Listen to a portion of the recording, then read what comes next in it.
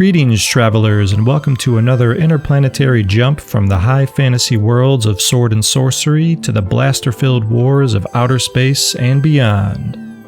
The Lost Traveler has been all over the known galaxy and unknown dimensions, attempting to find a place to hang his hat and kick off his well-worn boots. Alas, I don't think this will happen anytime soon, but that doesn't mean that he wasn't feeling a new sense of exhilarated excitement after a lengthy recess from these worlds that we talked about in our last video. During this time, I was bouncing around on different consoles as there was no shortage of great games to dive into as a distraction from what my heart desired. But with the likes of BioShock 2, Red Dead Redemption, Batman Arkham Asylum, Mass Effect 2, and Fallout New Vegas, it was easy to not think about what I may have been missing. But be that as it may, I didn't forget that ultimately I was biding my time until I inevitably returned to online worlds, because I knew that game developer BioWare had been working on a continuation to the much beloved Star Wars Knights of the Old Republic series, but on a much grander scale than just a one-off, one-player experience. They were entering the world of massive online role-playing games, and I was chomping at the bit to return to the star's seedy Outer Rim cantinas, hear familiar sounds, and engage with other nerds as we sought to tell our own story in this fictional and magical universe. Star Wars The Old Republic arrived on December 20th, 2011, just in time to keep your mind distracted while spending time with loved ones during holiday get-togethers, as you anticipated the moment for stripping down to sweatpants and t-shirts, put on your headphones, slide into your most comfortable slack-jawed position, and game away the night. With keystrokes, mouse clicks, LEDs, and the soft buzz of PC fans as your ambiance.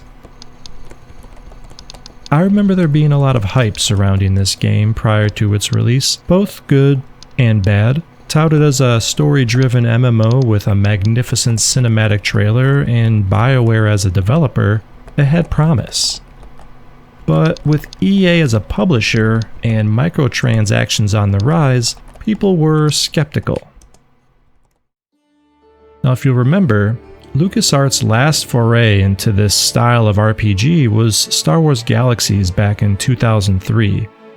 But where Galaxies felt like an exploration of this fictional universe and your place in it sort of insignificant, The Old Republic made you the focal point with individual stories, actionable choices, and companions to aid in conversation and battle. They are two entirely different games set in the same cosmos, and I much preferred the version created by BioWare. And the story had a lot to do with it. 4 of my favorite books from the Star Wars universe are The Tales of the Bounty Hunters, which told individually linked stories about each of the hunters hired to bring in Han Solo, and the Bounty Hunter Wars series, which took place just shortly after Boba Fett fell into the Sarlacc pit, and I think was a way better version than what Disney gave us. See you, chump.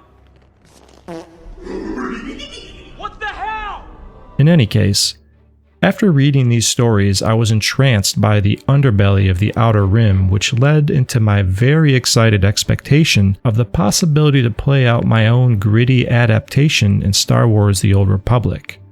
Because each class had their own unique tale to play out, all fully voiced and with options to choose how you would like your character to respond, and it didn't disappoint. So where The Old Republic's adventurous fables pulled me in and kept me intrigued, its depiction of worlds and combat is what kept me playing.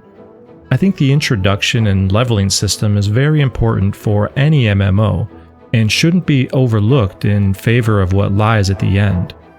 Now, neither should be ignored, but if you want players to feel invested, I think it starts at the beginning, with a great set design or backdrop and a leveling system that doesn't make you feel like One Punch Man from the get-go. Let it be challenging but not frustrating, fun but not easy.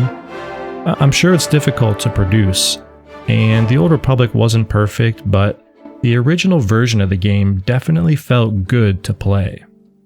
As my bounty hunter fought his way through sludge-filled swamps and back alley dealings to claim a spot within the grand hunt and become a star-striding hunter of legend.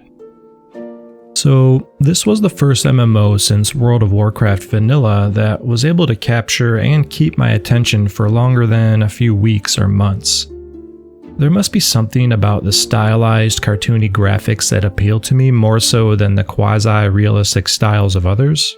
The combat and movement had a nice responsiveness to it that was familiar to World of Warcraft, and it helped that we were finally exploring parts of Star Wars that previously mostly existed only in books, like Nal Hutta, the homeworld of the crime lord Hutt species, and Nar Shaddaa, or the Smuggler's Moon, with a robust black market and full of shady dealings. They explored other species that we only caught glimpses of in Jabba's palace or a cantina.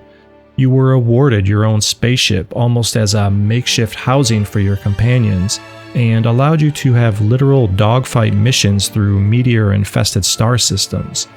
The PvP battlegrounds offered something a little bit different in Huttball, which was kind of like rugby or basketball, with different obstacles to go through, and the raiding offered something familiar for anyone that may have recently abandoned Azeroth. The class system was sort of two sides of the same coin, with Jedi Knight being the equivalent to Sith Warrior or smugglers to Imperial agents. They shared a lot of similarities, but with different looking effects and abilities. Each had their own unique storylines, subclasses, and talent trees, giving the players lots of choices and replayability depending on your wants or needs. I personally only wanted to experience the bounty hunter side of things, and having logged in recently, I was pleasantly surprised to see my original character still there. Although the guild I was part of no longer exists, the Old Republic still mostly feels the same, but it definitely has changed drastically over the years. No surprise there, but if you wanted to try it out, it's currently free to play with some restrictions. I really enjoyed the Old Republic. It seemed to bring the world to life more so than a lot of other Star Wars games I've played in the past. It was vibrantly colored, full of character and puzzles to solve. I was growing attached to the different companions my bounty hunter was picking up along the way, who also had their own storylines to follow. And the community was active, and I definitely could have kept playing for a very long time. As for the why this didn't end up being my game of choice long term, well, at the time there were some decent gaps of content drought, and loot boxes were starting to be introduced, and my smaller guild had started to return to World of Warcraft. I think Mists of Pandaria was released sometime in 2012, which took quite a few people away. But it also meant that raiding was kind of coming to an end for us. Coupled with real-life responsibilities, it was all just enough to keep this traveler on the move rather than hanging his hat and settling down.